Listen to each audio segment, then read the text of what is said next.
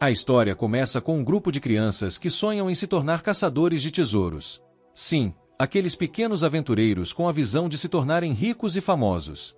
Todos concordam com essa ideia brilhante, até mesmo o garoto que se veste como uma caixa de papelão, ainda não sabemos se ele é um gênio ou só adora um disfarce. Eles prometem se tornar os melhores heróis do mundo. Os caçadores de tesouros viajam pelo mundo para explorar ruínas conhecidas como cofres de tesouro, onde podem coletar relíquias escondidas. Mas calma! Não é só um passeio no parque. Eles arriscam suas vidas lutando contra monstros chamados fantasmas. Não são os que fazem bull, são bem mais complicados. Em troca desse risco todo, eles podem obter riquezas enormes e, claro, um pouco de glória. Um clã muito respeitado está realizando entrevistas para novos membros, e nosso protagonista, chamado Cry, sim, Cry, e não é porque ele está triste, mas você vai entender, está na fila. Afinal, não dá para ir muito longe como caçador solo. Se você quer alcançar grandes objetivos, tem que entrar em uma equipe. Enquanto isso, uma garota chamada Rudá se apresenta a Cry, porque, pasmem, ela é a única que não parece um personagem de filme de terror, tem sempre um na turma, né? Mas, de forma estranha e desajeitada, Cry não aperta a mão dela. Sério, amigo, é só uma apresentação, não um duelo. Rudá quer entrar para um grupo porque está tendo problemas com um cofre de tesouro específico, mas um cara debocha dela por tentar isso sendo de nível 3. Olha, quando você é chamado de amadora, isso deve doer. Mas o cara faz questão de lembrar que ela é um nível muito baixo para entrar em um clã renomado. É como tentar entrar em uma festa VIP usando tênis e camiseta. O clã dos primeiros passos está em busca de novos membros, e Rudá descobre que esse é o quinto, encontro de Cry para essas entrevistas. Não é de se admirar que ela esteja em choque. Para os caçadores, habilidade é tudo.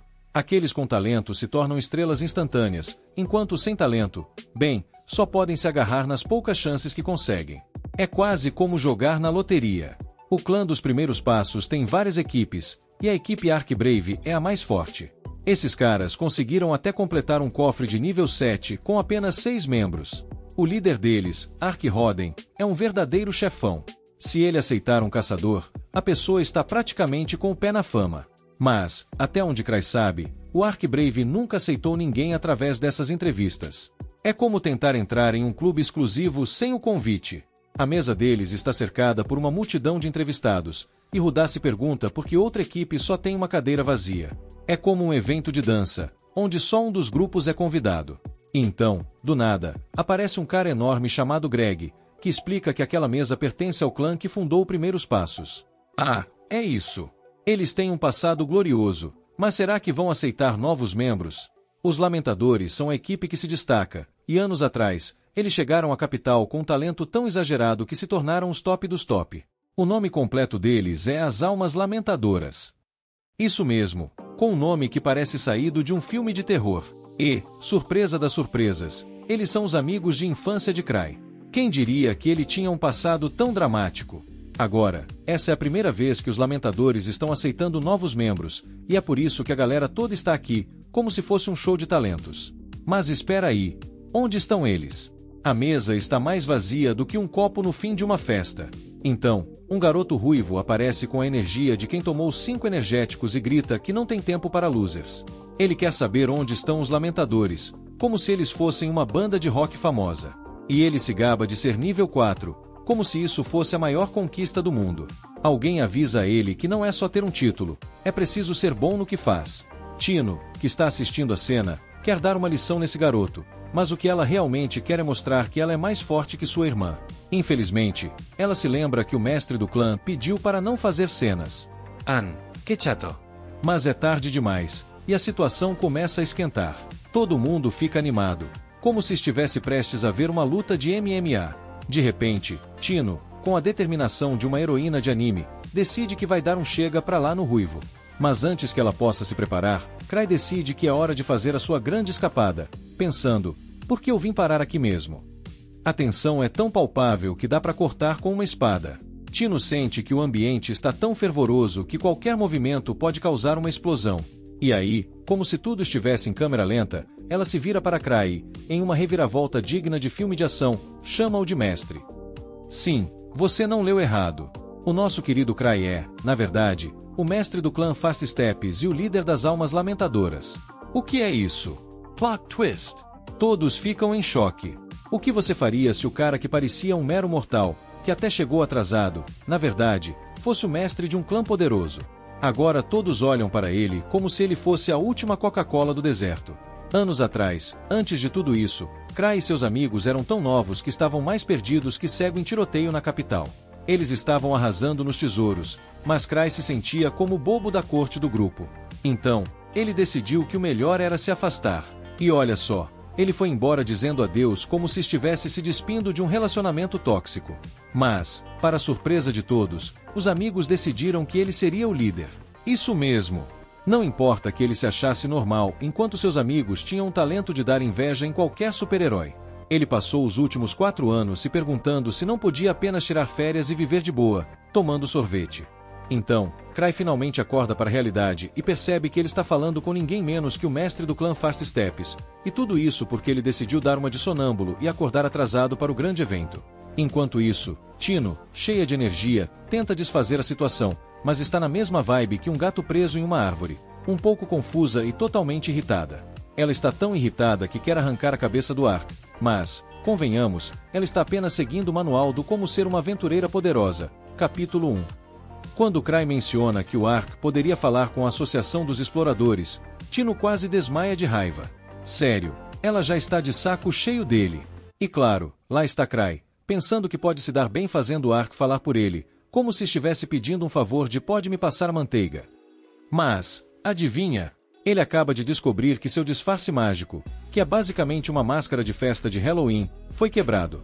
Ótimo, mais uma coisa para adicionar à lista de problemas. Então, como se fosse um ator coadjuvante em um filme de comédia, ele decide que não pode sair de casa sem um acompanhante. Ele vai até a Associação dos Exploradores, mais nervoso que gato em dia de mudança. E ao chegar lá, em vez de um tapete vermelho, ele é recebido com olhares que poderiam perfurar aço. Desculpa, pessoal. Ele se desculpa, se contorcendo como se estivesse tentando se espremer entre os convidados de um churrasco. O gerente da filial, Gar, está ali, e só de olhar para ele, Cry já se sente como se tivesse se metido em encrenca. Ele não consegue parar de se desculpar, como se pedisse desculpas por existir. Gar tenta acalmá-lo, mas parece que ele está mais interessado em dar uma aula de moral do que em ouvir as desculpas do Cry. Ei, não posso deixar você sair impune, jovem. Precisamos manter a ordem, mesmo que isso signifique dar uma missão tão complicada quanto montar um móvel do IKEA, diz Gar, e Cry fica pensando que isso deve ser uma piada interna. Após todo aquele drama na Associação dos Exploradores, Cry finalmente volta para casa, se sentindo como um artista que acaba de sair de um show em que o público não aplaudiu. Mas quando chega, a surpresa está no ar. Ele descobre que a equipe inteira do clã está mais ausente que seu sono naquela manhã. E lá está Tino, toda empolgada, segurando o anel como se tivesse ganhado na loteria. Olha o que eu consegui, Cry. Ninguém mais pode tocar nele. Ela grita como uma criança em uma loja de doces. Mas, adivinha? Cry tinha outros planos em mente. Ele pergunta se Tino está livre, e ela, cheia de esperanças românticas, responde que nunca esteve tão livre na vida. Mas Cry não está ali para marcar um encontro de filmes e sorvetes. Não, ele só quer que ela faça uma tarefa que poderia ser o título de um filme de terror. A missão de recuperação de cadáveres. Tino, com a expressão de quem acabou de descobrir que a festa foi cancelada, não tem como escapar e acaba correndo mais rápido do que se tivesse visto um espírito saindo do armário. Cry tenta usar sua corrente de captura como se fosse uma corda de ioiô, e com um movimento rápido, ele a puxa de volta. Não fuja, eu só quero que você faça esse trabalho. E Tino, claramente decepcionada porque só queria um sorvete, se vê em uma missão que nem mesmo o Gostos Test toparia. Ei, você sabe que só sou nível 4, certo? Como eu vou resgatar 5 pessoas sozinha? Ela grita, parecendo uma heroína de um filme de ação que acabou de perceber que não tem como sobreviver. Tino sabe que Cry costuma enviar seus subordinados em missões perigosas como se fossem ensaios para uma peça de teatro trágica, e agora ela se vê no mesmo barco. Calma, Tino, eu concordo que você não deve ir sozinha, ele responde, quase como se fosse um amigo tentando acalmar a criança assustada. Mas, para sua surpresa, ele a emparelha com os caçadores que ele conheceu mais cedo, como se estivesse escalando um time de futebol infantil. Enquanto isso, na sala do clã, a situação estava mais animada do que uma competição de dança. Tino estava com um ar de não posso acreditar que isso está acontecendo, e de repente, eles se viram no meio de um monte de caçadores ansiosos, todos tentando se parecer com super-heróis de um desenho animado de baixa qualidade. E aí, pessoal? Olha só quem chegou. É a Tino, a caçadora que não pode nem resgatar uma planta sem ajuda. Alguém grita, e a plateia explode em risadas. Tino sente o calor do olhar de todos, como se estivesse na escola e tivesse acabado de tropeçar na própria barra da saia. Mas não se preocupe. Ninguém estava realmente prestando atenção. O que realmente importava era o fato de que Cray estava agora cercado por caçadores que olhavam como se ele fosse um ídolo pop. Eles queriam saber todos os segredos dele, como qual é o seu shampoo, e você faz exercícios. Tino tenta chamar a atenção de Cray, que estava tão imerso em sua fama repentina que parecia ter se esquecido completamente dela. E aí? Você se esqueceu de mim ou só está fazendo questão de ignorar a pessoa que vai te ajudar a recuperar os corpos dos mortos? Ela grita, mas ele só responde com um aceno distraído, como se estivesse dizendo só um minuto em uma fila de espera eterna. Enquanto Tino tenta fazer sua voz ser ouvida no mar de risadas e gritos, ela percebe que ser uma caçadora pode ser mais divertido do que ela pensava. A cada movimento, a cada palavra, era como se eles estivessem ensaiando para um grande espetáculo. Mas a realidade logo bate. A verdadeira missão estava começando, e ela estava prestes a se tornar a protagonista de um show de comédia cheio de reviravoltas. Então, lá estava Cray, com um olhar tão nervoso que parecia que tinha comido uma montanha de pimenta. Ele estava prestes a sair do esconderijo como um ninja atrapalhado, mas com um pequeno detalhe: seu disfarce, que mais parecia um manto de Halloween, havia se quebrado. Isso mesmo, o relíquio irreversível de Face que ele estava usando se despedaçou como um biscoito de tão frágil. Ava, a vice-líder do clã, o observa e diz: você realmente precisa parar de se esconder e usar esse manto de invisibilidade que parece mais uma cortina de chuveiro do que um disfarce de caçador. Cray, tentando se convencer de que não estava em apuros, se vira para Ava e, com um sorriso nervoso, responde: ah, mas é que eu queria parecer um caçador misterioso. Olha, só me falta um chapéu de cowboy para completar o look. E como se o dia já não estivesse engraçado o suficiente, ele decide que vai à Associação dos Exploradores, o que é basicamente um lugar onde os caçadores se reúnem para discutir quem tem o cabelo mais espetado e quem fez o trabalho mais perigoso. Ao entrar, ele imediatamente começa a pedir desculpas como se tivesse derrubado uma pilha de pratos na casa da avó. Me perdoe. Não queria causar tanto alvoroço. Acontece que, bem, foi tudo um grande mal-entendido. A festa, os gritos, a explosão. Estava tudo planejado, claro, tudo parte do meu show de stand-up, certo? Ele se defende, enquanto o gerente da filial, Gar, o observa com uma expressão que mistura confusão e diversão. Gar, que estava mais sério do que uma reunião de avós discutindo crochê, tenta manter a compostura. Você sabe que temos que dar um exemplo, certo? Não podemos deixar as outras facções acharem que qualquer um pode fazer o que quiser, como você fez. E que, aliás, foi um completo desastre. Cray tenta se justificar, mas acaba sendo mais engraçado do que sério, o que só faz a situação parecer um grande espetáculo de comédia. Voltando ao reino da comédia, Cray chegou ao clã e a primeira coisa que escutou foi um tá tudo dominado dos outros membros, que estavam envolvidos em atividades que pareciam mais uma competição de quem come mais pipoca do que outra coisa. Quando ele entrou, a galera estava tão absorta nas suas conversas que nem notaram que ele estava de volta. Então, quando Rudá comentou que ainda bem que você não explodiu a sede do clã desta vez, todo mundo riu como se tivesse ouvido a piada mais engraçada do mundo. E então, a bomba. Não era uma explosão, era Tino revelando que, sim, ela realmente tinha ficado com o anel de Cray só porque ninguém mais poderia tocar na joia da coroa. Ao ouvir isso, Cray quase desmaiou de choque e perguntou: Tino, você já pensou em abrir uma loja de joias? Porque essa é a sua chance. Quando ele perguntou se ela estava livre, ela respondeu com um brilho nos olhos que poderia iluminar uma cidade inteira, como se estivesse esperando uma proposta de casamento. Mas o que Cray realmente queria era que ela fizesse uma tarefa chata de resgate, o que foi tão decepcionante que parecia que ele tinha quebrado um balão de festa. Desesperada, Tino fugiu a toda velocidade, mas Cray, com seu manto de ninja trapalhão, a capturou com um golpe de sorte, mais ou menos como pegar uma bolinha de ping-pong no meio de uma tempestade. E claro, ela estava tão desapontada que parecia uma criança que recebeu um par de meias no Natal. Tino fez um drama digno de Oscar, dizendo que não tinha como salvar 5 pessoas sozinha, principalmente com o nível 4 dela. Ela se virou para Cray e pediu, com um olhar de cachorro abandonado: por favor, não me faça isso. Eu só queria um sorvete, não um passeio no Parque da Morte. Cray, tentando parecer um líder, Concordou que ela não deveria ir sozinha, mas o que ele fez? Em vez de se oferecer para ir com ela, ele só a empurrou para um grupo de caçadores que ele mal conhecia, como quem joga um bebê-leão em uma jaula de crocodilos. E assim, a nova missão de Tino estava a caminho de se tornar uma grande aventura cheia de risadas e desastres. E assim, o nosso herói, Cry, diz adeus aos dois que conheceu mais cedo e decide voltar para casa. No dia seguinte, a notícia correu solta. Ele foi parar na primeira página dos jornais. Como assim? Ele causou uma briga tão grande que o lugar inteiro foi pelo ar. Um verdadeiro desastre. A vice-mestra do clã, Ava, o encontra e já vem com aquela cara de você não vai acreditar no que você fez. Cry, sempre na dele, sugere que Ava use os fundos do Ark Brave para pagar os reparos.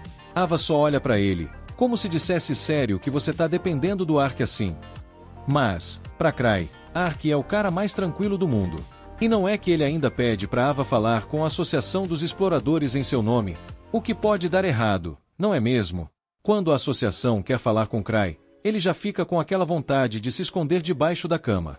Ele não quer sair sem um segurança. E, para piorar, o tal relíquia que ele usa para se disfarçar foi pro espaço. A relíquia se chama Rosto Irreversível. Bem criativo, né? Mas, na hora do vamos ver, ele percebe que ninguém vai atacá-lo durante o dia e decide dar a cara a tapa, ou melhor, a Rosto Irreversível. Chegando lá, Cry se joga em um pedido de desculpas, todo nervoso, implorando por misericórdia. O gerente da filial da associação, Gar, tenta acalmá-lo, mas ele só se agita mais. Olha, não machuquei ninguém, ele diz, quase em desespero. Gar, por sua vez, só observa e fala que, na verdade, o que ele fez não foi nada demais, mas o clã ainda precisa dar o exemplo. Aquele papo de não podemos deixar passar batido. O plano de Gar, punir Cry com um desses trabalhos chatos, ou melhor, tarefas de tortura. Cry, bem esperto, aceita a punição, mas já vai mirando uma tarefa leve, porque né, ele não é de ferro. Depois de algumas páginas de tarefas, ele encontra a mais tranquila de todas, dever de recuperação de corpos. Que ótimo, pensa ele, já visualizando a reação de Ark ao receber essa pérola de tarefa. Ao chegar em casa, ele toma um susto ao ver que o clã inteiro está fora. E, de repente, Tino aparece com o anel dele. Ela não queria que ninguém mais o tocasse, e tá toda feliz porque pode mesmo ficar com ele. Então, Cry, com toda a habilidade social que lhe resta, pergunta se ela está livre no momento. Nunca estive tão livre na vida, ela responde, já achando que vai rolar um encontro romântico. Mas, adivinha? Cry só quer que ela faça o serviço. A decepção de Tino é palpável. Ela queria um sorvete, e ele apenas empurrou um trabalho chato em cima dela. A coitada é nível 4 e mal consegue salvar 5 pessoas sozinha. Ela sabe que o Cry manda seus subordinados em missões que quase os matam só para ficarem mais fortes, mas agora ela só quer que ele não exagere na famosa formação. Cry, percebendo a expressão de não posso acreditar que isso está acontecendo, concorda que ela não deveria ir sozinha. Tino pensa que isso significa que ele vai com ela, mas, plot twist, ele a equipa com os caçadores que conheceu mais cedo. E assim, com mais reviravoltas do que um episódio de comédia, a jornada de Cry continua. 6 anos atrás, Cry e seus amigos chegaram à Associação dos Exploradores.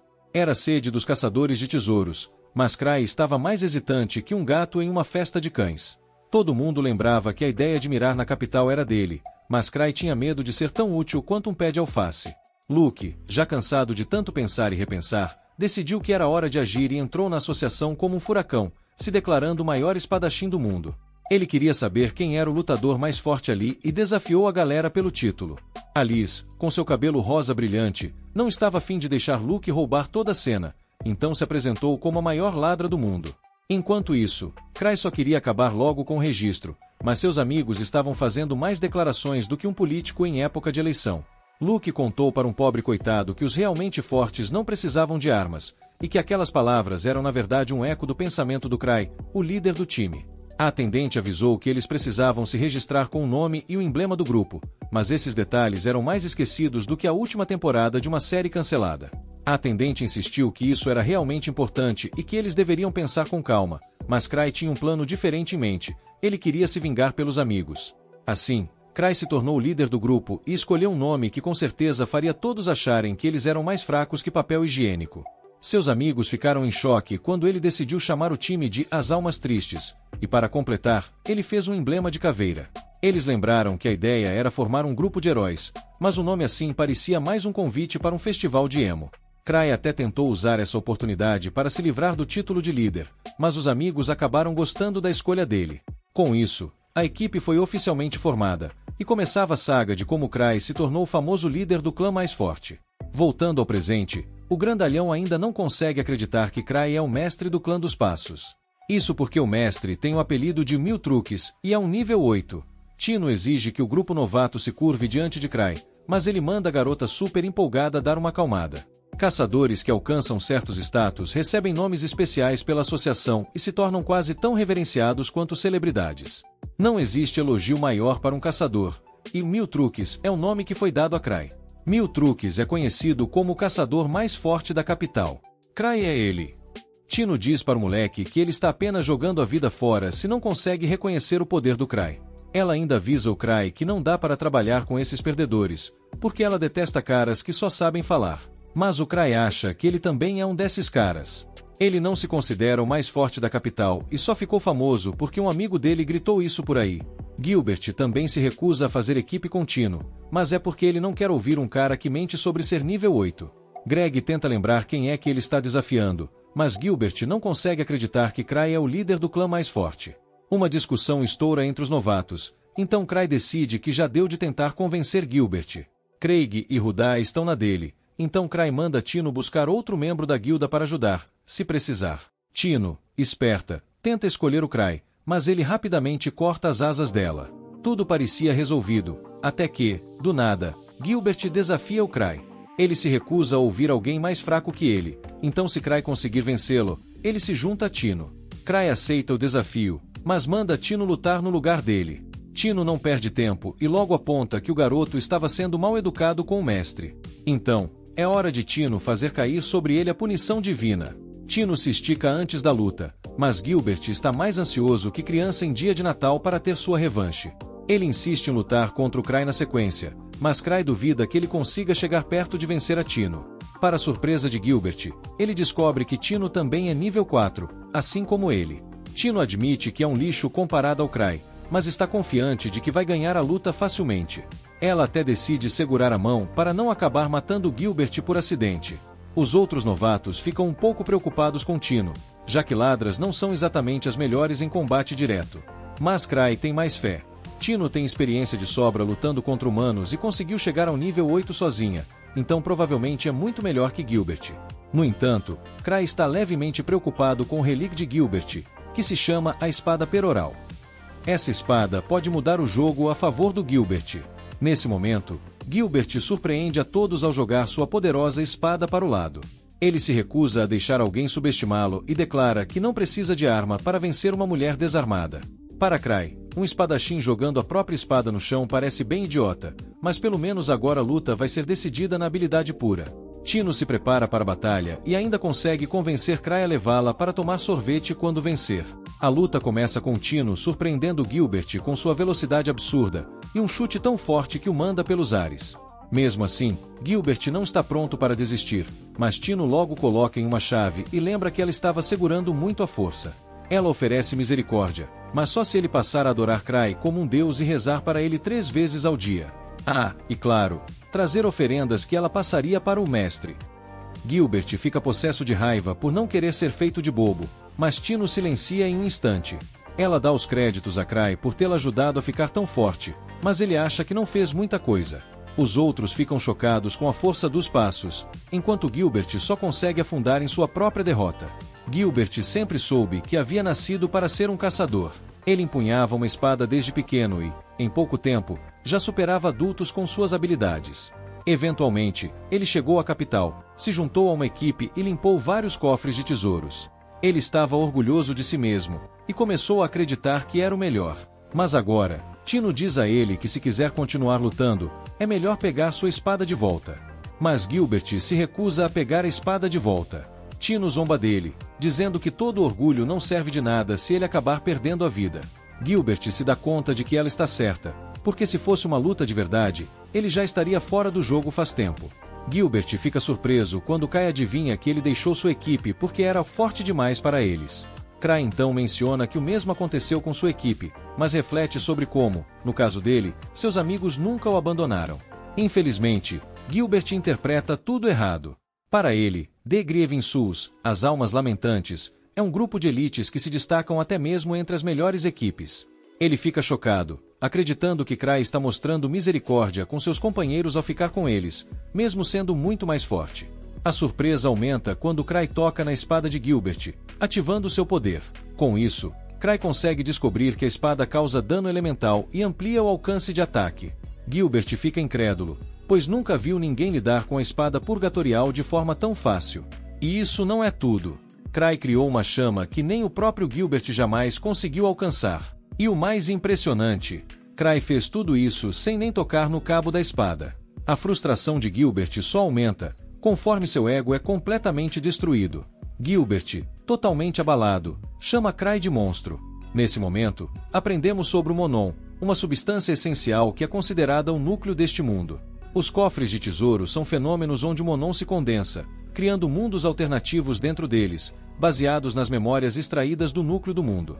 Um desses cofres é a Toca do Lobo Branco, o lugar para onde Tino está indo. Esse cofre era habitado pelos lobos da Lua Prateada, mas essa criatura foi erradicada devido à caça descontrolada por causa de sua pele. No entanto, o cofre apareceu e trouxe de volta um fantasma de lobo encharcado de sangue. Cry está aliviado por não ter ido ele mesmo, mas tem certeza de que Tino e os outros vão ficar bem. Afinal, é só um cofre de nível 3, e o grupo dela tem 4 pessoas. Mais tarde, Cry agradece a Ava por contar sobre Gilbert ter deixado sua antiga equipe, o que lhe deu uma boa chance de surpreender o garoto. Ava ouviu sobre as loucuras de Cry e ele explica que a espada era um tipo de relíquia que ele consegue controlar com facilidade. Cry adora relíquias, porque a infinidade de formas e usos as torna divertidas de colecionar. Além disso, permitem que alguém como ele crie milagres. Agora, Cry se pergunta se conseguiria comprar a espada purgatorial de Gilbert. Ava detesta os gastos desenfreados de Cry. Ela acredita que ele já tem relíquias o suficiente, mas Cry discorda, dizendo que todas são completamente diferentes. Elas podem parecer semelhantes, mas têm personalidades distintas e fazem coisas variadas. Claramente, Cry está seriamente viciado em colecioná-las, e Ava ouviu falar que ele está até pegando empréstimos para continuar comprando, mesmo com os Grievers ganhando rios de dinheiro. Cry é o típico delinquente de luxo, tendo acumulado uma dívida considerável. A parte engraçada: os lucros do grupo são divididos igualmente entre os membros, independentemente da contribuição. Ou seja, até Cry, que basicamente não faz nada, recebe uma bolada de dinheiro. O nosso colecionador compulsivo vai recarregar suas relíquias preciosas, e durante a visita, é informado sobre um rumor envolvendo o surgimento de um fantasma em uma estrada próxima. Esse fantasma destruiu completamente uma caravana protegida e derrotou 3 guardas de nível 3. Ou seja, a criatura deve ser bem forte, e por isso os cavaleiros da Terceira Ordem estão recrutando gente para exterminá-la. Cry fica chocado ao saber que isso aconteceu perto da Toca do Lobo Branco, o cofre que agora está infestado de lobos. Apesar da preocupação crescente, ele se convence de que não passa de um rumor. E, mesmo que seja verdade, ele acredita que Tino é forte o suficiente para lidar com qualquer coisa. Claro, o boato continua. O rumor sobre os monstros dentro da Toca do Lobo Branco continua crescendo. Dizem que as criaturas estão ficando mais fortes, a ponto da associação considerar elevar o nível do local. Cry, no entanto, ainda tenta ignorar a gravidade da situação, até ouvir que uma pare de nível 5 desapareceu na área. Isso o pega de surpresa, e ele rapidamente confere a ficha da missão que escolheu. Para seu desespero, a ficha confirma que a pare que precisa de resgate é de nível 5. Arrependido por nunca ter lido a ficha antes, Cry agora se encontra em um dilema. Seus colegas ficam horrorizados ao saber que ele enviou Tino, que é de nível 4, para um cofre onde até aventureiros de nível 5 estão desaparecendo. Eles mal conseguem acreditar quando Cry tenta se justificar, dizendo que será um bom treinamento para ela. Quando Cry menciona que enviou 3 outros aventureiros com ela, a situação piora ainda mais. Para os colegas, é absurdo que ele tenha enviado um grupo improvisado para uma missão tão perigosa. Antes, eles achavam que os rumores horríveis sobre os testes brutais que Cry aplicava aos membros do seu grupo eram exageros, mas agora tudo faz sentido. É claro que esses testes extremos são o que transformam os Grievers no grupo mais forte. Cry começa a entrar em pânico, pensando na possibilidade de ter mandado seu grupo para a morte certa. Contudo, ele tenta mais uma vez se convencer de que tudo ficará bem. Gilbert, por exemplo, é forte e possui uma relíquia poderosa. Mas então, Cray se lembra que Gilbert havia esgotado o poder da espada, e fica se perguntando se ele conseguiu recarregá-la antes de partir. O grupo finalmente se aproxima da toca do Lobo Branco e a tensão começa a aumentar. Eles começam a perceber o quão perigosa a missão realmente é. Tino, em um tom sombrio, revela que até escreveu seu testamento antes de sair. Rudá, observando a situação, chega à conclusão de que Cray sabia que algo estava errado no cofre, o que explicaria por que ele os enviou para lá. Tino concorda, afirmando que a composição do grupo foi claramente aleatória demais, o que só reforça sua crença de que Cray planejou cada pequeno detalhe. No entanto, os outros membros têm dificuldade em acreditar nisso. Afinal, eles se conheceram apenas no dia anterior, e Gilbert só se juntou ao grupo porque tomou a decisão no último minuto. Mas então, algo ocorre a Gilbert. Cray sabia o motivo exato pelo qual ele deixou sua antiga pare. De repente, ele percebe que tudo foi manipulado desde o início. Tino continua a elevar o status lendário de Cray, explicando que ele possui vasto conhecimento sobre todos os aventureiros da capital. Para ele, é como brincadeira de criança ler as ações e pensamentos de cada pessoa ao seu redor. Rudá ainda acha tudo isso difícil de aceitar, mas Greg intervém, lembrando que Cray até previu o que aconteceria durante a entrevista de recrutamento. Cada detalhe, cada ação, tudo foi cuidadosamente premeditado por Cray. Com essa revelação, o grupo percebe que, se tudo foi calculado desde o começo, eles estão muito mais envolvidos em um plano maior do que poderiam imaginar.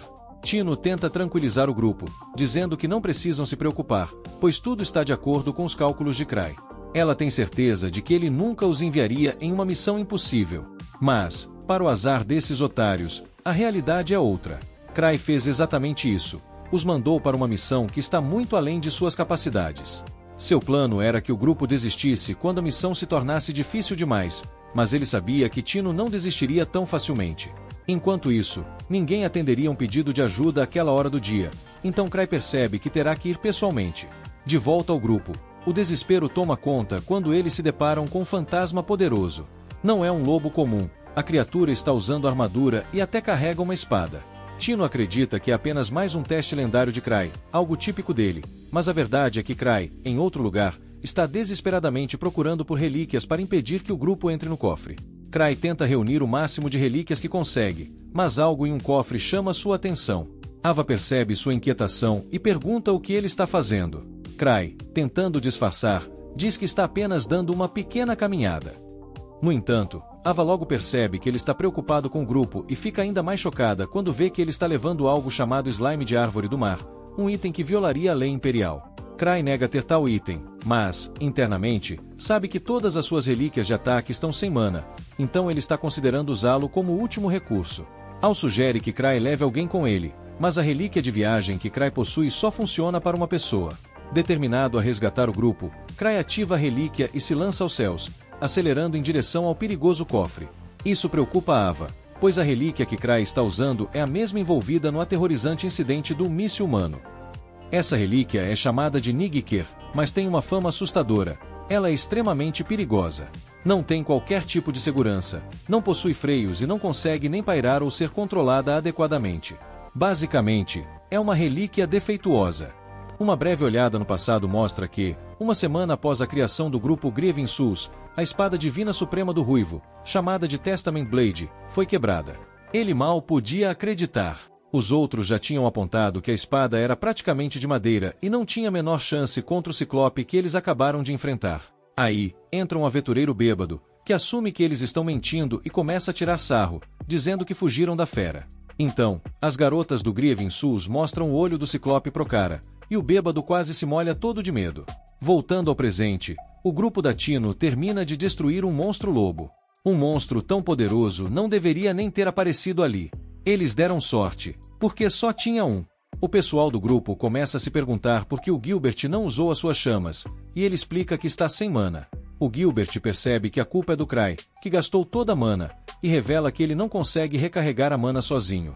A galera logo sugere que eles deviam simplesmente recuar, porque as pessoas que eles supostamente vieram resgatar já devem estar mortas de qualquer jeito. Mas Tino se recusa. Ela explica que eles não estão ali para coletar corpos, e aquelas pessoas ainda estão vivas. Tino declara que as decisões do mestre são infalíveis, e que esgotar a mana da espada purgatória faz parte do plano dele. Ela deduz que o Crai só não quer que eles dependam tanto das relíquias.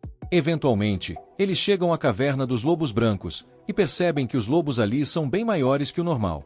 A caverna foi criada para os lobos originais, que eram bem menores, então esses grandões ficam meio espremidos lá dentro. Isso significa que seria melhor correr e lutar lá dentro, em vez de deixar as feras terem mais espaço do lado de fora. Gilbert se prepara para entrar primeiro, mas Tino insulta várias vezes, chamando-o até de idiota. Segundo ela, é o dever dela manter todos vivos, e sair correndo para dentro da caverna é a coisa mais burra que ela já ouviu. O Crai, obviamente, está testando como ela se sai como líder, então ela tem que garantir que todos fiquem vivos. Tino decide que as garotas vão atrair os monstros primeiro, já que são mais ágeis. Enquanto os caras cuidam da retaguarda, Tino, como líder, não deixa ninguém se sacrificar como escudo. Nesse meio tempo, encontramos Crai voando pelos ares, com um pensamento bem diferente do de Tino. Ele só espera que ela ainda esteja viva e, se necessário, que use o resto do grupo como escudos de carne. Já o grupo de Tino entrou em combate, mas os oponentes são consideravelmente mais fortes que eles. A única vantagem que eles têm é o trabalho em equipe. O grupo vence a primeira luta, e Tino fica feliz ao perceber que o inimigo não faz a menor ideia do que é cooperação. A batalha continua enquanto mais monstros aparecem, e Tino pensa que o seu grupo improvisado não é tão ruim assim. Gilbert é um boca grande, mas ele é bem forte. A Rudá, bom, não é tão achatada assim, sem mais comentários, mas é um especialista em encontrar inimigos. E o Greg? Bom, o cara tem uma tonelada de experiência e coordena bem com os outros. Tino dá o crédito ao Crai por montar uma equipe tão boa, chamando-o até de Deus. Voltamos um pouco no tempo para ver os problemas que Gilbert teve com seu antigo grupo. Eles não conseguiam acompanhar o ritmo dele, então ele saiu do grupo, cheio de raiva. Agora, ele percebe que não levava em consideração os sentimentos dos outros, e que é muito mais agradável lutar em equipe. O time vence mais uma batalha, e Gilbert solta que agora ele só está começando a aquecer. Momentos depois, Tino sente que o chefe da dungeon está por perto. O resto da equipe acha que finalmente é hora de correr, mas Tino aponta que chegaram tão longe sem nenhum arranhão, então devem ser capazes de derrotar o chefe também. Tino concorda que a cautela é importante, mas missões seguras não fazem ninguém crescer. Greg reflete sobre como, quando um caçador atinge o nível 4, ele pode viver confortavelmente apenas completando cofres de tesouro abaixo do seu nível. Ele sempre fazia isso e fugia quando a missão ficava difícil demais. Ele já viu inúmeros amigos morrerem em batalha, o que o tornou mais medroso. Tino percebe que Greg se juntou ao Fast Steps porque queria mudar essa parte de si mesmo, e provavelmente foi por isso que Crai o colocou nesse time. Ela prevê que Crai não formou esse grupo aleatoriamente. Na verdade, ele queria salvar todos esses fracassados. Ela declara que Crai nunca faz nada sem um bom motivo, e que tudo está saindo conforme o plano perfeito dele. Rudá, agora, já virou crente também. Rudá, agora convertida em crente do plano infalível do Crai, quer saber qual foi o motivo dele para escolhê-la. Mas Tino logo assume que ele a escolheu por causa dos seus grandes atributos, se é que você me entende. Enquanto isso, Crai está em pânico, com medo de estar tarde demais para impedir Tino de entrar no cofre. Ele surta porque a relíquia voadora que está usando está totalmente fora de controle, e amaldiçoa quem quer que tenha feito aquilo. A coisa está tão fora da casinha que joga Crai diretamente para dentro do cofre. Dentro da dungeon, o grupo de Tino fica horrorizado ao encontrar o chefe final, porque o bicho é simplesmente gigante. Todo mundo sai correndo para salvar a pele, e claro, o Greg, mais uma vez, pergunta se não é um bom momento para bater em retirada. Mas Tino, teimosa como sempre, recusa-se a desistir de um dos testes de Crai e bola um plano. O chefe não está usando um capacete, o que só pode significar que esse é o ponto fraco dele. Os caras distraem a besta gigante com alguns ataques, e Rudá fica impressionada ao ver que Tino não demonstra um pingo de medo. Greg acaba em uma situação complicada quando sua espada é destruída, mas Rudá o salva bem a tempo. Tino então mostra suas habilidades incríveis, fechando a distância com um monstro furioso e o acertando diretamente no pescoço. O grupo de Tino sai vitorioso, e ela usa uma poção para curar sua perna machucada. A equipe está super animada, porque tudo que resta agora é o resgate. Tino dá uma espada temporária para Greg, mas mal tem tempo de celebrar antes de ter que desviar de outro ataque. Todo mundo fica em pânico quando mais chefões aparecem. Agora, eles temem que não consigam derrotar tantos de uma vez. Até Tino começa a pensar que Crai exagerou no teste dessa vez. Sem opções, ela decide que terão que correr para um túnel próximo, onde os chefes não conseguiriam atacá-los. Só que, azar dos grandes, o túnel está bloqueado. Então, os caras decidem que não tem outra escolha senão servir de isca, para que as garotas possam escapar. Eles dizem para as garotas não se preocuparem muito, porque, afinal, isso é melhor do que todos morrerem. Tino, confusa e tentando entender a lógica de Cry, fica chocada quando percebe algo sobre o anel dele. Ela lembra os outros que ninguém vai se sacrificar ali e que tudo o que eles precisam fazer é mirar nos olhos do chefe. Mais uma vez, ela manda a galera distrair um dos monstros, e Rudá consegue fazer o bicho fechar o olho. Nesse momento, Tino tem uma lembrança de quando Cry. Lá vem Tino, usando a relíquia que ganhou de Cry para cegar o chefe. O bicho fica completamente desnorteado. O plano agora é mandar Gilbert finalizar o monstro, mas Tino logo percebe que algo não está certo. Pena que é tarde demais. Gilbert é atingido pela fera e pede desculpas por ter falhado. Tino, como uma boa líder emocionalmente caótica, assume a culpa por não ter liderado melhor o time, e já aceita que eles estão fritos enquanto os 4 chefões se aproximam, prontos para acabar com todos. E então, do nada, Cry despenca no meio do cofre, como um herói desengonçado. Ele acena para Tino, e Greg repara que, por algum motivo, os monstros estão com medo de Cry. Eles até tentam atacá-lo, mas seu escudo protege, deixando as criaturas completamente perplexas. E é aí que Cry, sem perder a compostura, começa a zombar dos bichos, dizendo que ele tem 17 vidas. Só isso já seria um absurdo, mas ele ainda puxa uma de suas relíquias para desferir um ataque que ilumina a caverna inteira. Greg, que mal consegue acreditar no que está vendo, finalmente entende o que é enfrentar um nível 8. Enquanto isso, Cry, do alto da sua tranquilidade, se pergunta o que monstros tão assustadores estão fazendo ali, já que esse cofre deveria ser de nível 3. Apesar de tudo, o chefe monstro sobrevive ao ataque, mas Cry já sabia que isso ia acontecer, pois seus anéis de tiro não são tão poderosos assim.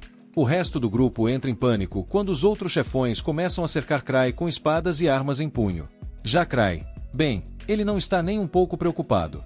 Afinal, ele trouxe 17 anéis de segurança com ele. Quando todos os monstros se preparam para atacar ao mesmo tempo, Cry percebe que não tem outra escolha, ele vai ter que usar sua arma secreta. Os monstros ficam apavorados quando ele tira o colar e bebe algo de um frasco misterioso. E, em um passe de mágica, Cry cria uma cortina de fumaça e grita para o pessoal sair correndo. No entanto, a equipe não está se movendo muito rápido, e Gilbert tem certeza de que eles serão pegos. Mas Rudá lembra que Tino está machucada, e por isso Cry está se movendo devagar de propósito para protegê-la, certo? Errado! Na verdade, Cry é só um corredor incrivelmente lento. Tino, é claro, pensa que ele está fazendo isso de propósito, em um gesto nobre, e começa a lembrar de quando conheceu. Ela estava sendo incomodada por alguns encrenqueiros, mas os Grievensus apareceram para salvá-la. Desde então, Tino quis se juntar a eles, e foi aí que sua jornada começou. A admiração por Cry só cresce. Todo mundo agradece o salvador do dia por aparecer e ainda dá os devidos créditos a Tino por ter mantido a equipe viva por tanto tempo. Cry, sempre gentil, ou pelo menos tenta ser, elogia Tino por seu desempenho brilhante, mas percebe que as lesões dela estão causando uma dor considerável. E como ele é o herói relutante do momento, logo saca o que precisa fazer. Com seu toque mágico, Cry cura Tino, e ela declara, cheia de dramaticidade, que não sente mais nenhuma dor. Gilbert, que não perde a chance de se impressionar, fica boquiaberto ao ver Cry usando uma relíquia para curar. Mas Cry, no seu jeitão defensivo, pensa com seus botões que precisa de relíquias para tudo na vida. Porém, a festa dura pouco. Apesar de todo o esforço, Cry não conseguiu derrotar os chefões, e agora eles têm um problema ainda maior. Estão completamente perdidos dentro do cofre, sem a menor ideia de onde fica a saída. E o pior de tudo, Cry também não faz a mínima ideia do que fazer agora. Um olhar para o passado mostra uma época em que Cry estava exibindo sua coleção de relíquias para os membros do seu grupo. Eles olham para as peças com admiração, e Liz logo cobra Cry para cumprir sua promessa de ajudá-la a escolher uma relíquia só para ela. Luke reclama que isso não é justo e, de repente, todo mundo começa a experimentar todo tipo de relíquia ali mesmo. Cetrias pega uma bolsinha e Cry comenta que é uma bolsa mágica que pode conter uma quantidade infinita de itens. Citri fica impressionado e diz que algo assim deve ter custado uma fortuna, mas Cry revela que foi bem baratinha, porque só consegue guardar chocolates. Liz, então, mostra um bracelete que pegou e pergunta para Cry sobre ele, mas antes que ele possa dizer qualquer coisa, ela começa a cambalear e cai no chão. Ela tenta se levantar, mas o bracelete a faz perder o equilíbrio de novo. Cry, sem perder tempo, explica que aquilo é um anel de labirinto, que faz quem usa perder completamente o senso de equilíbrio. Nesse momento, Luke agarra uma espada e diz que ela é super legal, mas Cry logo avisa que é uma espada amaldiçoada. Resultado? Luke fica meio fora de si. Cry, sempre prático, elogia Luke dizendo que, normalmente, essa espada faz as pessoas perderem a cabeça. Mas como Luke nunca teve muita coisa na cabeça, ele continua o mesmo. Com isso, todos descobrem que essas relíquias são basicamente lixo, mas como eles pensam que Cry é um líder super legal, Luke e Liz pegam suas relíquias achando que são ótimos itens de treinamento. Voltando ao presente, todo mundo se sente aliviado de ter Cry por perto e começam a segui-lo enquanto avançam pela caverna. Cry, por outro lado, fica se perguntando por que todos estão fazendo ele liderar o caminho, já que é a primeira vez dele ali e ele não faz ideia de para onde está indo. Ele se vira para pedir a Tino para trocar de lugar com ele, mas quando olha para trás, todo mundo também olha para trás, achando que Cry deve ter percebido algo suspeito. Depois disso, eles continuam avançando, e Cry começa a pensar se Tino está bravo com ele e se ele deveria se ajoelhar e pedir desculpas. No entanto, Gilbert interrompe seus pensamentos e pergunta se eles estão indo em direção à saída. Cry, no fundo, quer muito ir para a saída também, mas não tem a menor ideia de onde ela está. Antes que ele consiga responder, Tino diz que tem uma vaga ideia de onde fica a saída da caverna. O grupo tenta lembrar do layout do mapa que viram antes de entrar na caverna, e de acordo com ele, não existe a menor chance daquele caminho levar à saída.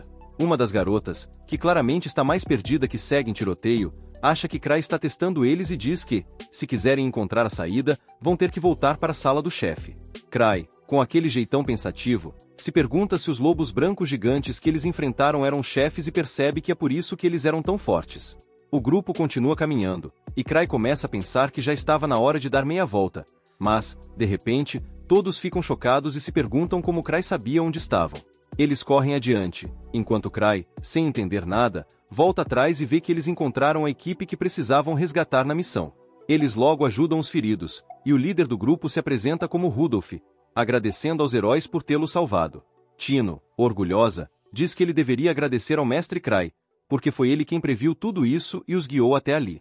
Cry, como sempre modesto, diz que foi só coincidência, o que faz todo mundo comentar sobre como ele é humilde.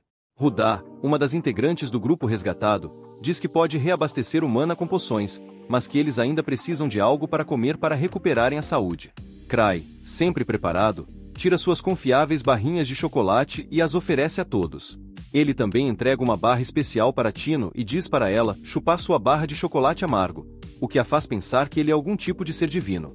Após esse momento, mestre do chocolate, Greg comenta que nunca imaginou que um grupo de caçadores de tesouros nível 5 seria derrotado por aqueles lobos com meia máscara. Mas Rudolph revela que os Cavaleiros Lobo não foram um problema.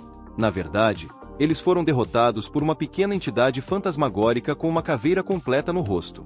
Ele chama essa criatura de Encarnação do Rancor, o que surpreende todos, menos Cry, que, como sempre, está no mundo da lua.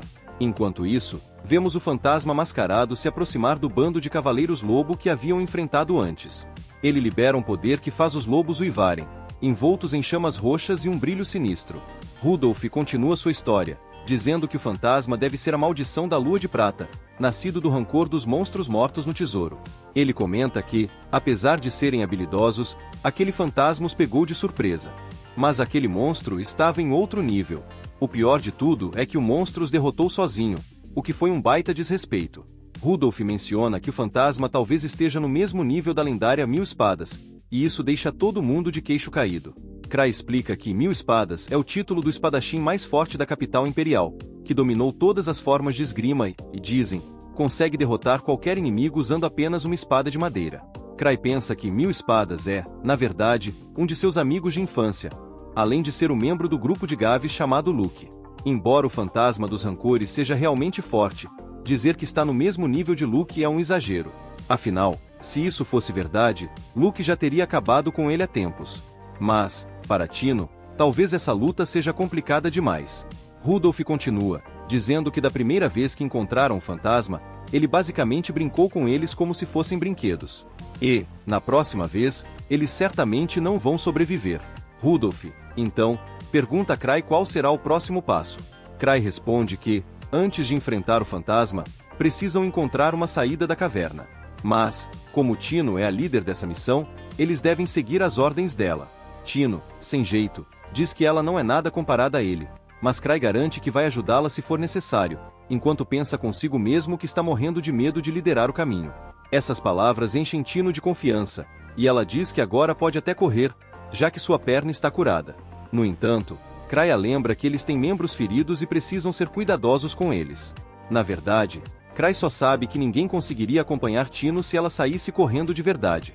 Rudolph, preocupado, diz que, se encontrarem Fantasma, ele vai agir como escudo humano e implora aos outros para levarem seus amigos até a capital, caso algo aconteça com ele. Mas um dos membros do seu grupo o interrompe, dizendo que ele é quem será o escudo humano. Tino, mostrando sua determinação, declara que não pretende deixar ninguém para trás e que, enquanto seu mestre estiver com eles, tudo ficará bem. Nesse momento, eles ouvem uivos de lobos ao longe e começam a se perguntar se estão se aproximando. Cray verifica seus anéis e percebe que só tem 5 anéis de proteção restantes, o que significa que, se for atingido uma sexta vez, vai cair de verdade. Cray começa a perceber que a coisa não está indo bem. O anel de proteção dele não parece estar funcionando. O slime que ele trouxe para dar aquela ajudinha desapareceu, e para piorar, ele perdeu a espada relíquia que estava presa à sua cintura no caminho até ali. Ele se pergunta se, desta vez, está realmente ferrado. Enquanto isso, vemos uma figura mascarada caminhando pela névoa dentro da caverna, enquanto Gilbert e Greg ficam de guarda, atentos aos ataques dos lobos e do fantasma. De repente, Tino sente que algo muito forte está se aproximando. Rudolph também se prepara para atacar, mas Cray se coloca na frente de todos. Ele pensa que, se usar o Night Hacker para se lançar como um míssil, vai perder uma vida, mas pode ser o suficiente para surpreender o fantasma com um ataque inesperado. Logo o fantasma aparece no meio da névoa, com chamas roxas ardendo ao seu redor. A visão faz Rudá e Gilbert congelarem de medo, e Tino, que está logo atrás de Cray, também fica apavorada. Mas, de repente, ela nota a figura mascarada de antes e entra em pânico total. Ela agarra a capa de Cray e implora para ele salvá-la, jurando que vai ser uma boa garota e fazer o melhor que puder se ele ajudar desta vez. Cray, por outro lado, se pergunta quem é aquela garota mascarada. O fantasma se vira para ver quem está lá, mas a garota mascarada desaparece num piscar de olhos e dá um chute tão forte no fantasma que o manda para outra dimensão. Acontece que a tal garota é, na verdade, Liz, membro do grupo Grievin Sus. Ela caminha até Cray e pergunta se aquela era a nova recruta do grupo dele. Cray, obviamente, diz que não, e ainda pede para ela tirar a máscara. Liz devolve a espada relíquia que Cray havia perdido no caminho, enquanto os outros ficam se perguntando quem é ela. Isso deixa Liz furiosa, e ela começa a se questionar como eles nunca ouviram falar do grupo mais forte de todo o Império. Ela chega até a duvidar se eles são impostores. Liz também revela que foi até a capital procurar Cray, mas disseram que ele estava nesta caverna. Sentindo-se muito envergonhada por causa de sua aprendiz, Liz se aproxima de Tino e começa a dar-lhe uma bronca daquelas. Gilbert tenta defendê-la, mas acaba levando um chute tão forte que parece que foi enviado para outra dimensão. Liz continua, dizendo que está ocupada pedindo desculpas a Cray por ter uma aprendiz tão patética e inútil. Depois, ela volta a bronquear Tino, fazendo a garota se sentir mal até por ter nascido. Mas, nesse momento, Cray intervém para defendê-la. Cray interrompe a bronca que Liz estava dando em Tino, defendendo-a e dizendo que ela cumpriu sua missão e também foi uma líder decente.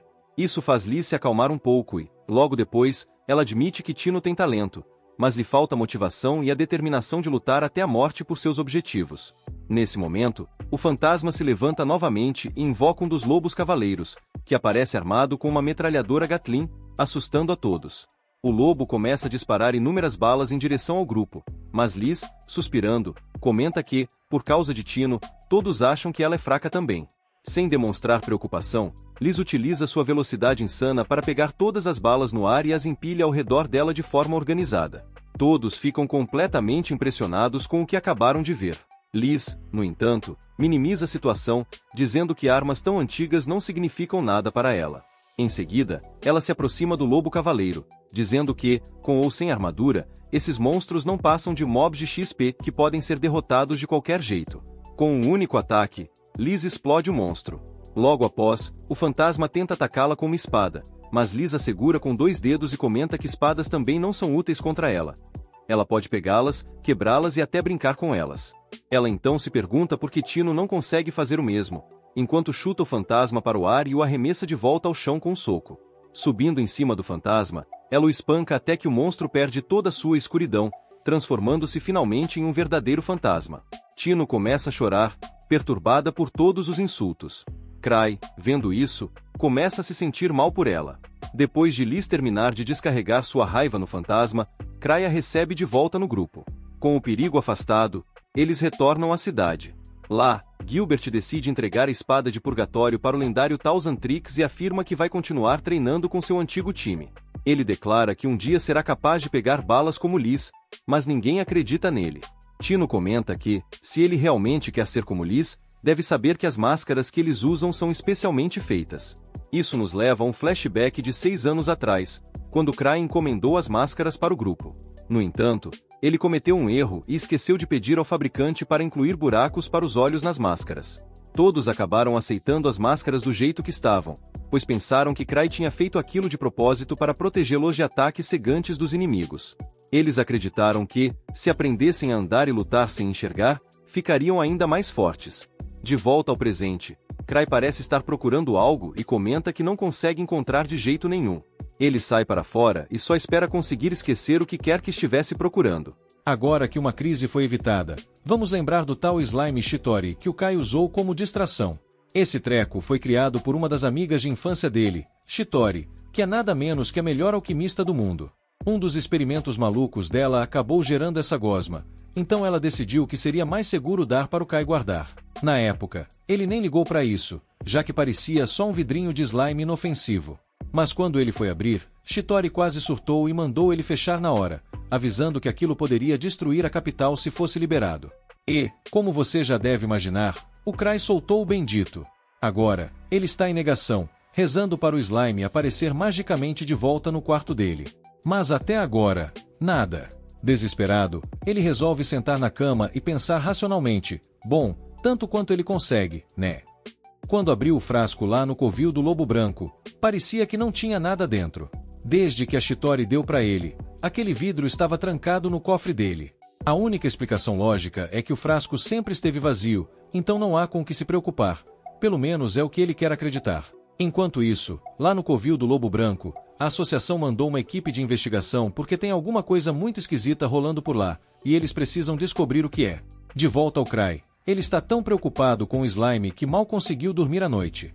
Enquanto anda pelos corredores, ele acaba esbarrando na Eva, que avisa que o Gar quer que ele faça um relatório detalhado sobre o que aconteceu no covil do Lobo Branco. O Cry não está nem um pouco afim de fazer relatório, então pergunta se a Tino não pode fazer isso por ele, já que tecnicamente ela foi a líder da missão. A Eva até queria pedir para Tino, mas ela está ocupada treinando com a Liz, e Eva, esperta que só, não vai querer se meter por lá agora. Mudando de assunto, o Cry pergunta para Eva se ela ouviu falar de algum acontecimento estranho na capital ultimamente. Mas ela nem faz ideia do que ele está falando, já que as coisas têm estado bem tranquilas. O Cry diz que tudo bem se nada aconteceu, porque na verdade ele espera que continue tudo calmo. Mas agora que ele tocou no assunto, a Eva decide que vai dedicar todos os recursos para investigar e achar qualquer anomalia. O Cry tenta fazer ela desistir, afinal, a última coisa que ele quer é que ela descubra que Cry perdeu o slime da Shitori. Para escapar dessa conversa com a Eva, diz que vai dar uma olhadinha na Tino lá no salão de treinamento. Assim que ele sai, a Eva fica refletindo sobre todos esses anos trabalhando com o Cry. Apesar da preguiça dele, sempre que aparece um desastre natural, uma anomalia no cofre do tesouro, ou até uma treta política, o cara consegue prever tudo certinho, mesmo com pouca ou nenhuma informação. No começo, ela achava que era pura sorte, mas depois de ele acertar tantas vezes, a Eva passou a confiar cegamente nele. E, se o Cry está preocupado com algo na capital, então, sem dúvida, algo sério está prestes a rolar. A caminho do salão de treinamento, Cry vê um grupo de caçadores esperando do lado de fora. Quando o líder deles nota sua presença, pede ajuda porque ninguém conseguiu treinar hoje devido ao treinamento mortal da Liz. Stan implora para que ele faça alguma coisa para parar Liz, mas Cry já começa a suar frio, porque mexer com a Liz em modo fúria de treino é pedir para morrer. Stan entende o desespero dele, afinal, ninguém em sã consciência quer lidar com Liz em modo batalha, mas como nenhum outro dos Grievers voltou ainda, Cry é a última esperança.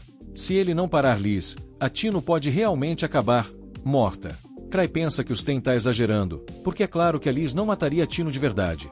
Mas, ao abrir a porta, ele vê Tino estatelada no chão, enquanto a Liz está a um passo de acabar com a pobre coitada, furiosa por ela estar tão fraca. Ela levanta a perna, prestes a esmagar a cabeça da Tino, mas, antes de dar o golpe final, Cry a interrompe. Liz até fica feliz em ver Cry, mas já avisa que está no meio de algo importante, e pede para ele não atrapalhar. Segundo ela, Tino tem muito potencial, mas continua agindo como uma fracote, reclamando de ossos quebrados e afins. Quando Liz era criança, já era muito mais forte do que Tino é agora, então ela simplesmente não entende o que está travando a garota. Cry concorda que, sim, Liz era uma fortaleza na idade da Tino, mas deixa claro que a coitada já passou dos limites hoje. Ele sugere que Liz dê uma pausa no treino para Tino recuperar as forças. Liz se aproxima, encara Cry bem de perto e pergunta se ele está mesmo tentando interromper o treino dela com a Tino, e ele responde que sim. Liz concorda e diz que vai deixar Tino em paz, por enquanto. Mas, mesmo com a trégua oferecida, Tino, que não quer parecer uma fraca na frente do Cry, se arrasta até ficar em pé e insiste que ainda consegue continuar. A essa altura, não tem mais nada que o pobre Cry possa fazer para conter a tempestade que é Liz em modo treino, então ele só suspira, tranca a porta e avisa aos Sen e aos outros que hoje o salão de treino está fora de serviço. Sen, resignado, aceita a realidade, pensando que pelo menos Tino vai acabar ficando mais forte com isso. Com isso resolvido, Cry já está pronto para dar o fora, mas antes de sair, Sen o puxa e menciona que a Rota do Norte está infestada de fantasmas. Um grupo da Ordem dos Cavaleiros foi enviado para investigar, mas, como esperado, os pobres coitados foram aniquilados. Cry se lembra de ter ouvido algo sobre viajantes sendo atacados por fantasmas perto do covil do Lobo Branco e, pensando bem, tem algo muito estranho nisso tudo, provavelmente o motivo de Gar querer falar com ele. Mas, como ele detesta ter que trabalhar, começa a desejar que Ark estivesse lá para cuidar disso. Ark é inteligente, forte, e as pessoas confiam nele, tanto como líder quanto como lutador. Cry tem certeza de que ele resolveria tudo rapidinho assim que voltasse. Enquanto isso, a única missão do Cry é ganhar o máximo de tempo possível para não ser designado para essa encrenca. Sen observa a expressão tranquila do Cry e acha que ele já está bolando um plano genial para resolver o problema. Mas, na real, Cry só está pensando em mandar o próprio Sen falar com Gar, torcendo para que ele assuma a missão. Com a maior calma do mundo, Cry sugere que Sen passe no escritório do Gar para pegar uma missão, já que hoje ele não pode treinar. Ele também pede que Sen diga ao Gar que o Cry está super ocupado para ir a uma reunião. Depois de dar essa sugestão, Cry se manda rapidinho, enquanto Sen fica tentando entender o que se passa na cabeça dele. O novato não vê nada demais no Cry, achando que ele é só um líder que deixa os subordinados fazerem todo o trabalho pesado. Sen, então, explica para o novato que Cry sempre foi assim, mas o importante é que ele trabalha nos bastidores para manter o clã funcionando. E ainda acrescenta, nunca subestime o Cry, aquele cara vira um monstro quando realmente precisa. Enquanto isso, Gar recebe um relatório informando que as linhas Li próximas ao covil do Lobo Branco estão exatamente do mesmo jeito. Ou seja, não ajudou em nada a descobrir o que está causando tanto problema naquela área.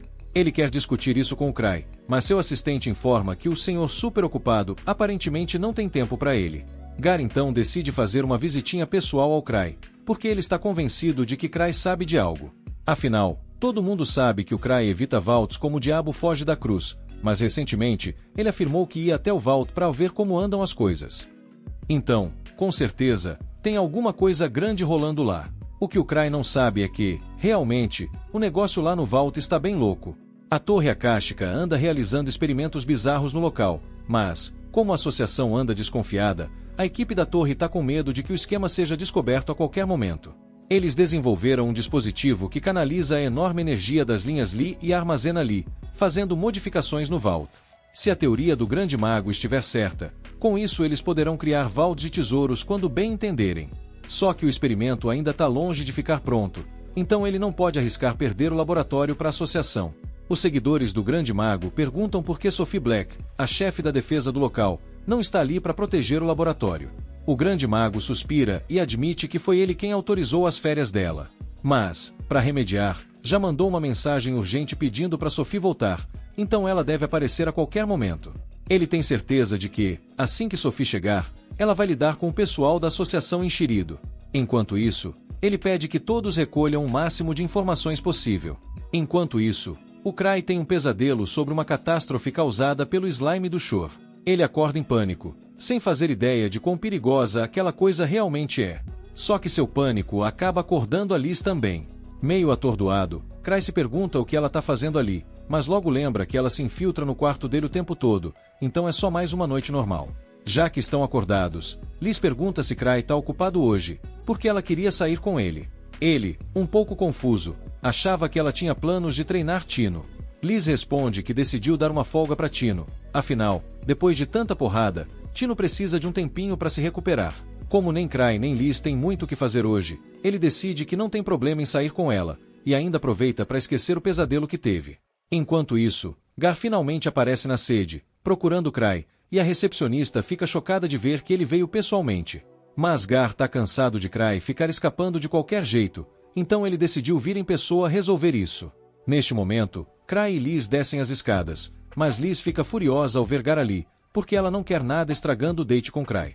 Gar, tentando manter a calma, pergunta para ela sobre o relatório do Vault do Palácio da Noite que ela tinha que entregar. Liz ignora a pergunta e já começa a alfinetar Gar, chamando ele de parasita do Cray por depender tanto dele.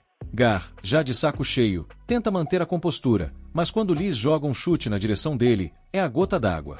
Ele arregaça as mangas, pronto para dar uma lição nela. Enquanto os dois começam a se encarar, Cray percebe que definitivamente não quer estar ali.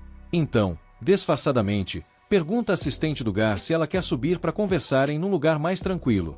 Durante o bate-papo, a assistente atualiza Cray sobre os resultados da missão de reconhecimento, e Cray até tenta parecer interessado. Ele finge estar aliviado em saber que as linhas mágicas estão normais, mas na verdade está bem mais preocupado com outra coisa. A assistente, curiosa, pergunta qual é essa outra coisa que ele está falando. Cray, claro, não vai contar que soltou um slime que pode destruir o país, então diz que a situação ainda é confidencial. Ele comenta que gostaria de investigar mais, mas está muito ocupado hoje, então sugere que talvez ela deva mandar outra pessoa para cuidar disso. Afinal, ele nunca conseguiu cumprir uma missão de verdade sozinho. Enquanto isso, lá embaixo, Gar e Liz ainda estão trocando golpes. Apesar de Gar ser bem mais forte, Liz é muito mais rápida e consegue desviar de tudo que ele joga nela. Ela começa a zoar o Gar, dizendo que ele deixou o corpo enferrujar por passar tanto tempo atrás de uma mesa. Isso só deixa Gar ainda mais bravo, e ele decide jogar tudo que tem contra ela. Gar, afinal de contas, já foi um caçador de nível 7 de primeira classe antes de se aposentar, então ainda tem força de sobra para sustentar esse título. Mas antes que eles destruam o prédio todo, Cray grita para os dois pararem de brigar. Gar ainda tá bufando de raiva, mas Liz já se esquece da briga e vai direto pro lado do Cray, como se nada tivesse acontecido. Cray e Liz saem para o date, e enquanto caminham, Liz comenta que Gar realmente se descuidou nos últimos anos. Cray acha que é meio injusto chamá-lo de fraco, já que Liz ainda treina frequentemente porque está nativa, enquanto Gar passa a maior parte do tempo atolado em burocracia. Mas Liz insiste, dizendo que, no estado atual, Gar não conseguiria passar pelo Vault da parada noturna nem se tentasse. Curioso, Cray pergunta se os monstros lá dentro são realmente tão poderosos assim. Ele ainda comenta que adoraria que o pessoal da guilda voltasse logo, já que qualquer ajuda para lidar com a confusão do slime seria muito bem-vinda. De repente, Liz empurra sua bolsa nas mãos de Cray e sai correndo em direção a um cara aleatório no meio da rua. Confuso, Cray pergunta o que ela está fazendo, e Liz responde que o sujeito estava encarando eles de um jeito muito suspeito.